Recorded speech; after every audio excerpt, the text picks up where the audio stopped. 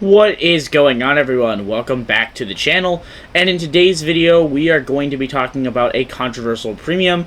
Honestly, this aircraft might surprise you guys. So the MiG-21S R-13 is a very controversial premium. I know a lot of players who say they love it, and I know a lot of players that will say it's absolutely terrible and a waste of money. I personally actually really enjoy this aircraft. I actually bought it to disprove people's claims that it was bad, and I was safe to say I was pleasantly surprised. Sitting at 9.7, you get the R3R, and I think one of the big reasons why this plane is so controversial on if it's good or not, is because it has a missile that is so 50-50. The R3R is a missile that it will work if used properly, and if the enemy is unintelligent. I mean, the R3R is definitely by far the best radar missile at these lower tiers, and there's nothing wrong with them. I mean, if you know how to use the missile properly, they will be getting you kills. But the issue is they are one shaft, and they're slightly easy to avoid if you know how to dodge radar missiles. So if you don't use the missile properly, it's not going to hit whatsoever. And if they have enough time or energy to outmaneuver the missile, it's also just going to miss. Another reason why I think this aircraft is very, very controversial is because it doesn't have flares. At 9.7, countermeasures are one of those things that in a full up tier you're going to definitely want. At your tier and in a down tier, they're just a nice thing to have. I think where this plane is, where I really personally enjoy this plane is it's at tier 9.7, and you can get all the way down tier to 8.7 with the R3R, and this missile is no slacker. It doesn't set off most RWRs because it uses a radar band that isn't picked up by certain aircraft RWRs, unlike aircraft like the AIM-9C that's fired off of the F-8E Crusader. So it's pretty much an invisible missile. So unless the enemy watches you fire it, you're pretty much going to, get the kill with it. And in rear aspect, the R3R's also got a good enough motor to catch up to a lot of aircraft. It is also armed with the R3S, which is a basically copy-paste AIM-9B. As far as I'm concerned, it's just a IR missile that is only great in rear aspect, only usable in rear aspects. So it's basically an AIM-9B. I run 4 R3Rs. Your radar has a really interesting search mode.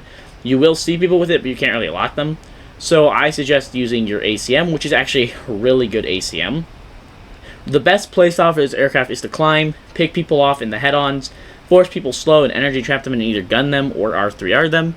And make sure to avoid the furball, because once you get in the furball, you have to deal with enemies' missiles, and you don't have flares. Now, as far as actually buying this aircraft goes, as a GE aircraft, it does go on sale with every major GE shit, and when it's 50% off, it's honestly worth the price tag. Going to about just 4,500 GE roughly, it is definitely worth the price tag for that.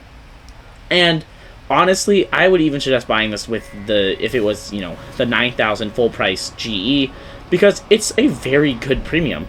Now, it definitely has a bigger learning curve than aircraft like the C-25K or the MiG-23ML, and it definitely isn't user-friendly, but it is a good premium nonetheless, and it definitely just takes time to learn it.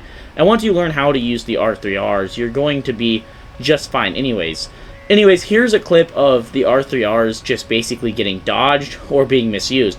The first guy there was able to get out of the way in time. The second guy here, I fired it a little bit too early, and he's able to also get out of its way.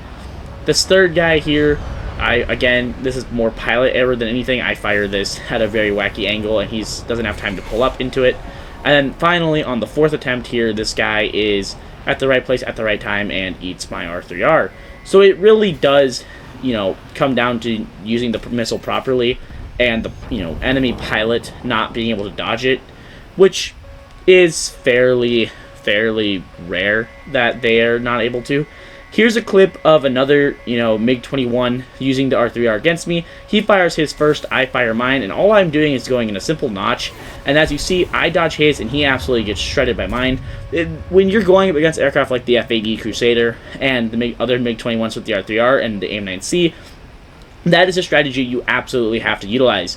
Just go off to the right enough that their missile completely loses lock, can't track you, but not far away enough that your radar loses lock. Once you learn how to master that, you're pretty much, going to be perfectly fine no matter what, because you're very, very capable in the head-on. And once you get in, try to avoid the fur bowl. This plane, like I said, this plane really comes down to just picking off people in the head-on and just outsmarting your opponents. So if you guys are new to the game, don't buy it, because you will struggle. But if you guys are veterans and you want to pick up a fun premium aircraft, this one is honestly not that bad. I think a lot of the controversy is simply because it doesn't have countermeasures and it has missiles that are 50-50. Anyways, I hope you guys enjoyed this video. Please let me know what your guys' thoughts are on the MiG-21S. Do you guys think it's worth it as a premium aircraft? Do you guys think it's worth the price tag? And do you guys think it's worth buying or worth getting something else? Anyways, if you guys are not already, please consider hitting the like button on this video and subscribing. Only about 7% of my current viewers are subscribed, and it really, really does help out the channel. I hope you guys enjoyed this one, and I hope to see you guys in a later video.